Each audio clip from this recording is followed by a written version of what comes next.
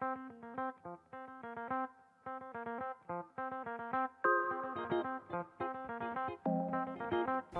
is Woke Wars, a podcast by the Miami Herald's opinion team, where we look behind Florida's culture wars.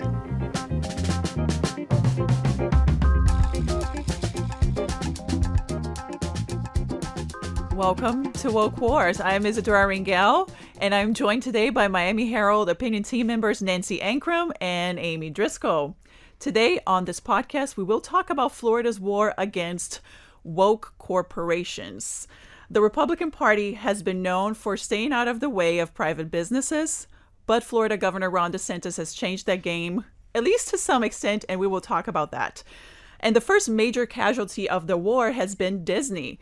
The company opposed a parental rights bill last year that's become known as Don't Say Gay. And as punishment, lawmakers in the Florida legislature gave control of Disney's special governing district to the governor. It was merely payback. And now the governor is actually floating the idea that the people he appointed to this district might actually influence Disney on its content and its programming and what it puts out to the world. So let's hear from the governor himself and what he has to say about Disney. So we had a little bit of a tussle last year over school legislation, and Disney came out against something that was really just about protecting young kids and making sure that students are able to go to school learning to read, write, add, and subtract, and not having a teacher tell them that they can change their gender. And I think most parents agree with that. But, that was only a mild annoyance. I think that what we came to realize after that dust settled on that was you clearly had a movement within the corporation itself, of course, Burbank, California-based elements of it, that said it's their job or it's their goal to inject a lot of this sexuality into the programming for young kids. For those who haven't been following the Don't Say Gay issue, just a quick reminder that this law banned classroom instruction about sexual orientation and gender identity in grades K through 3. I also want to point out that we don't know what evidence DeSantis has when he says that Disney's goal is to inject sexuality for kids into its programming. I just want to clarify that we don't know exactly what we're talking about. We do know that Disney owns several companies. It has a majority stake for Hulu, for example. So it's not just animated movies for kids. So we have no idea what the governor is saying. But regardless, let's get into this conversation. How can the governor claim we live in, quote, the free state of Florida, while taking action against companies for their free speech? How does he sell this idea to the public? It's so effective in a way, right, Nancy? It's very, very effective. And how can he do it? He can do it because he engages in doublespeak. And while accusing some elements, say, of indoctrination, oh my goodness, this is just the same thing that he seems to be injecting into how we teach our kids, educate our kids, what we tell them and what we don't. So it's no surprise that in the free state of Florida, companies are free to agree with him, but not to disagree. And I agree that Reedy Creek is something, the Reedy Creek Agreement is something that is years old and definitely was worth re-examination. It is its own independent government.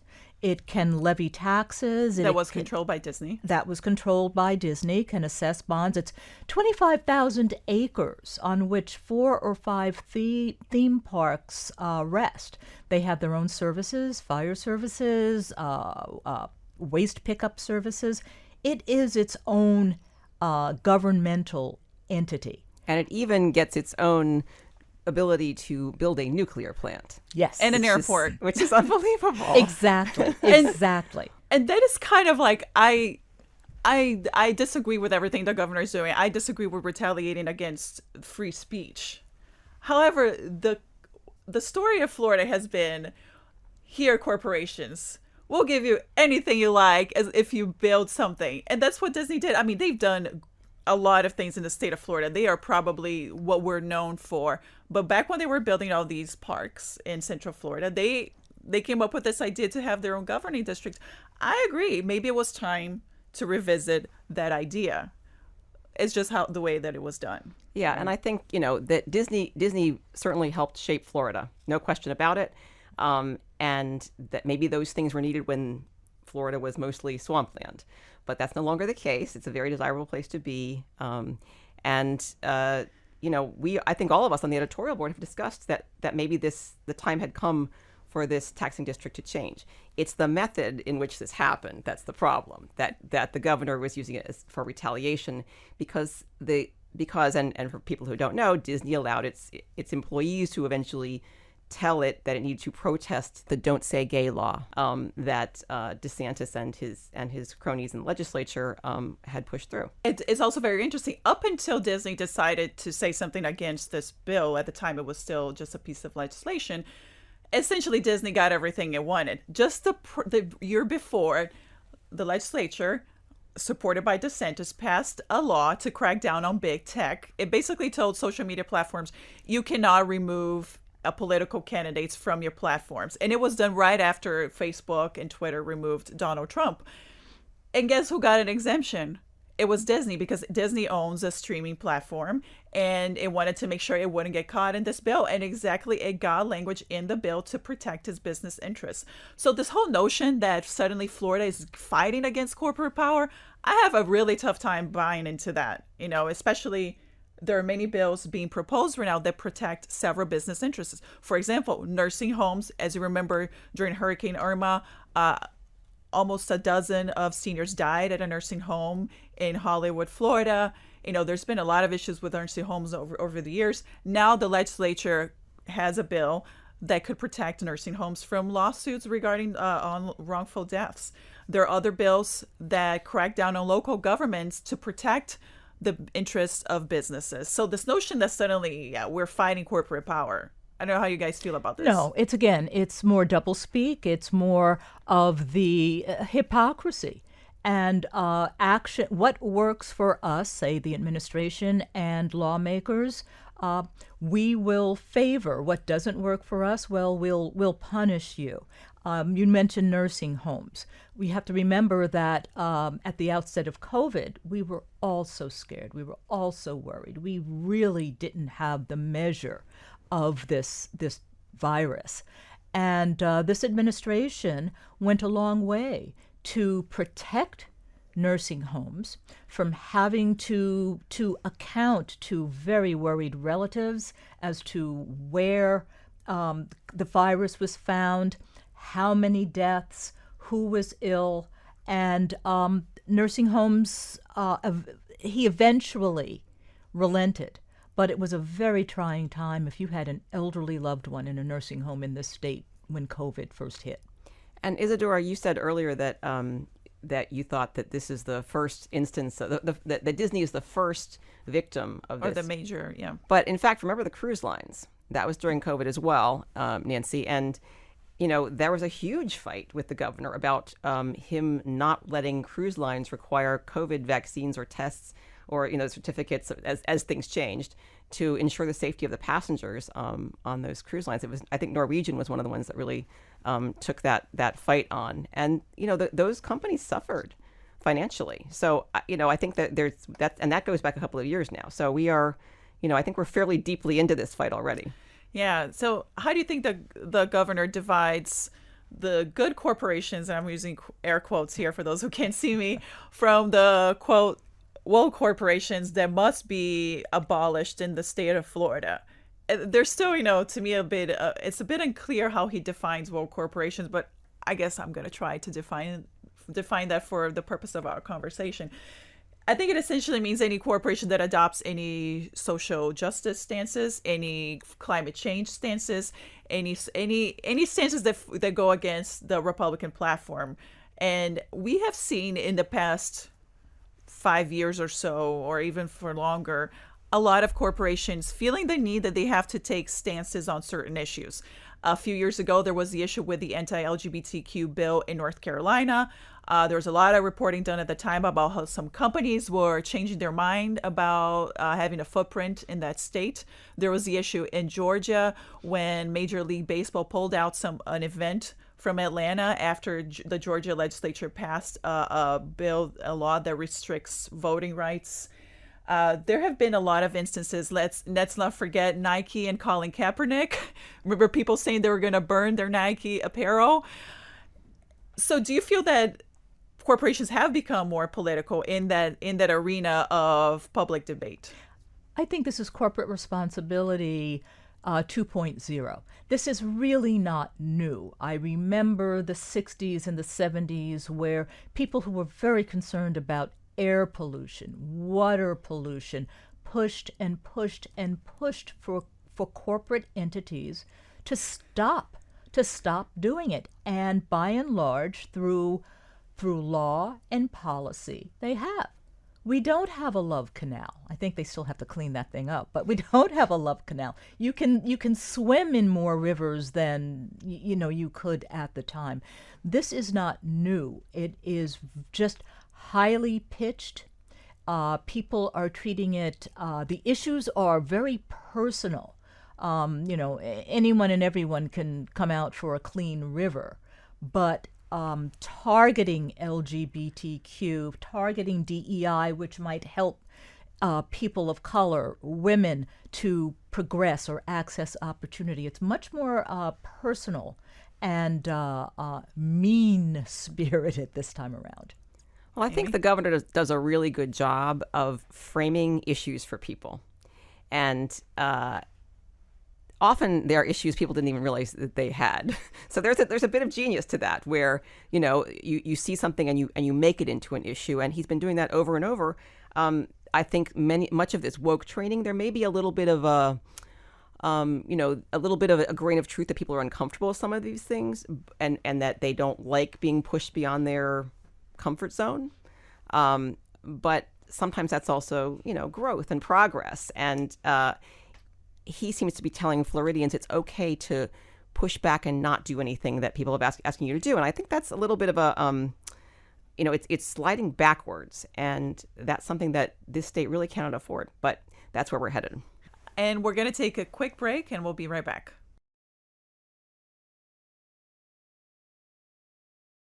Welcome back. You're listening to Woke Wars from the Miami Herald opinion team. You're absolutely correct when you said DeSantis has a knack for framing issues that people didn't even know they were upset about. And that's what makes him the rising political figure that he is. Much like Donald Trump, but in a much more polished way. And I'm pretty much repeating what everybody else has said, but I wanted to talk about another piece of legislation that was passed called Stop the Woke Act, which it dealt with a lot of things, but we're talking specifically about corporations. It bans diversity training that makes people feel guilty or anguished for collective actions by people of the same color or race or gender in the past. Essentially, it's protecting white fragility. That's the way that I choose to frame it, like a lot of critics have chosen to frame it. You're entitled to your opinion. This law has been tangled up in courts. Obviously, a lot of people see the First Amendment issues with it. But again, going back to what Amy is saying, is though corporations feel a lot of pressure, I think internally from their own employees, especially when they want to maintain a high-level workforce, a very educated workforce that probably leans more liberal, as we know from polling that shows more and more college-educated people leaning more liberal, that they have to provide diversity training, that they have to provide these things in order to have a good workplace. And then comes the governor telling them that somehow we're here to protect the guy who sits through that training and feels, I'm going to use the word triggered, because a diversity trainer tells that person that they have to check their own implicit biases. And I understand how uncomfortable that is for some people. Some people might say, I'm just coming here for work. I didn't come here to revisit my entire existence in this world. I'm just here for a paycheck. Why do I have to sit through this? So it becomes a very complicated issue. It is complicated, but some of the complications are inherent in the vagueness of this law. Anyone can decide, I feel targeted, I feel faint, oh my God. Whereas I don't think these DEI trainers are saying, you white man are responsible for every last ill in this country. And so it allows people to I don't want to say gin up discomfort, but it really means that every DEI training session will be under scrutiny. I would also ask people to consider, there are people of color who go to work every day and are uncomfortable. There are women who are uncomfortable because maybe they're harassed by a boss. So let's broaden the concern about who's uncomfortable. And it also seems a little strange to me that we keep talking about protecting people lately. I know we're talking about protecting kids from Disney, even though we're not talking about protecting kids from guns. In fact, we are trying to loosen gun regulations in this state, which I think is a horrible thing, especially after Parkland. I don't see how we could even consider that, but apparently we are. But also like protecting people's feelings. It's like, I get it. We're all out there in the universe and we get our feelings hurt and we feel uncomfortable, but aren't we adults and can we sit with that and be okay with it sometimes or work it through? Like, why do we need the government to tell us what to do? I'm kind of... That is such a Republican stance. I just don't understand. Yes, exactly. I don't understand why the government has to tell us that stuff. And yet, for some reason, we are leaning on the government to make these decisions. And I'm baffled by that. Well, I do think that conservatives would say, well, government is telling us what to do. What is the EEOC office about? What is the EPA about? I think they can legitimately say, well, back at you. Yeah. And also now DeSantis and the legislature are going after ESG, which are companies that use environmental, social, and governance principles. And they want Florida to stop investing in funds that adopt these ESG practices. And again, ESG has been around for almost 2 decades. It's something that a lot of hedge funds have used in terms of how they pick their investments. And now suddenly it's become a lightning rod. Yeah, and it's like it's socially responsible investing. Yeah. I don't understand why this is suddenly like such a big, a shocking change.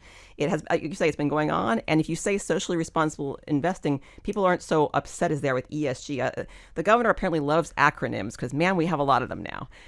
DEI and Stop Woke and all these, everything's an acronym. But I still think that there's a basis for looking at that through capitalism. And that is that, isn't your job in the state of Florida, if you are the investor and you have retirement funds, you're supposed to make the most money possible for your retirees. Isn't that the goal? So if that's the goal, then, and you can reach it through ESG, what is the problem? Well, the problem is the governor is running for president and he needs to stay in the news. I mean, that is well, nowadays it's almost we're laughing because it's kind of funny. You can attach the woke label on anything. And woke, as we know, it's gone from something that was a grassroots thing that came up, especially in African American communities. And again, it has been appropriated by conservatives, flipped on its head, and now it's become a label. Oh, I don't like this. Oh, that's woke. We were talking about yoga pants the other day, how some people have an issue with yoga pants. Women who wear yoga pants in Lululemon are woke. Therefore, it's like everything. It's become part of this culture war. Can we just stop and be friends again? And the Rodney King approach. Can't we just all get along? But it is, and they see the power of this woke weapon, right? It is so powerful, and for good reasons. I have an issue with cancel culture. Like, I think a lot of us agree on that. I do have an issue with people being afraid to offend people for the smallest things. I think empathy is lacking. But at the same time, it's like, are we allowed to evolve as a society where maybe polluting the earth is something that investors should not be okay with funding anymore? Look, it's a very, very simple credo that this administration is following: divide and conquer. And I think this administration has done both brilliantly. In the free state of Florida. And we'll end our conversation on that note. Please consider subscribing to the Miami Herald to see what else the editorial board has to say. Please go to miamiherald.com/subscribe. And we thank WLRN. Our engineer was Peter Mertz. Our videographers were José Iglesias and Matias Ocner. Thank you for listening, and I'll see you next time.